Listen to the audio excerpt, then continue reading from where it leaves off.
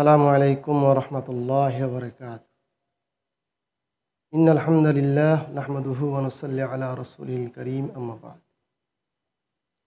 আন আবি হুরায়রা রাদিয়াল্লাহু তাআলা আনহু আন্না রাজুলান ক্বালা লিন-নবী সাল্লাল্লাহু আলাইহি ওয়াসাল্লাম আওসিনি ক্বালা লা তাগযাব ফারাদ্দা যালিকা মিরারান ক্বালা লা তাগযাব রাওয়াহুল বুখারী।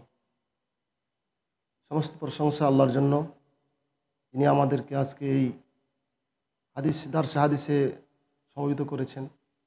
অতঃপর দুরূদে তাসলিম অবতীর্ণ হোক সেই মহান রাসূলুল্লাহ সাল্লাল্লাহু আলাইহি সাল্লামের উপরে, যার আদর্শতে আমরা আদর্শিত হতে পারলে ইহকাল এবং পরকাল উভয়কাল মুক্তি।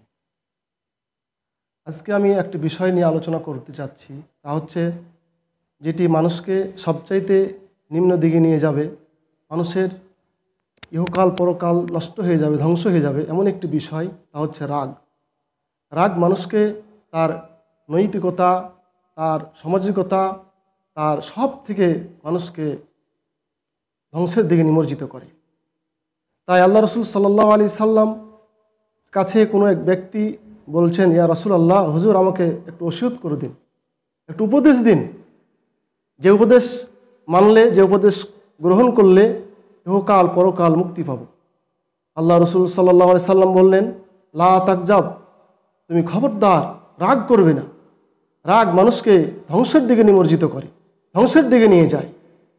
ফারাদ্দা যালিকা মিরারান, ব্যক্তি আবার রসুল সাল্লাল্লাহু আলাইহি সাল্লামকে বললেন, হুজুর আমাকে ওসিয়ত করুন, একটু উপদেশ দিন, যে উপদেশ দিয়ে আমি ইহকাল পরকালে মুক্তি পেতে চাই। রসুল সাল্লাল্লাহু আলাইহি সাল্লাম বললেন, লা তাগযাব।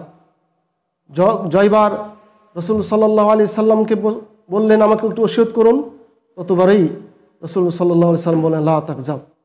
আল্লাহ রসুল সাল্লাল্লাহু আলাইহি সাল্লাম অন্যত্রে বলেছেন, লাইসা সাদিদু বিদুরাতে ইন্নামা সাদিদুল্লাযী ইয়ামলিকু নাফসাহু ইনদাল গাদাব।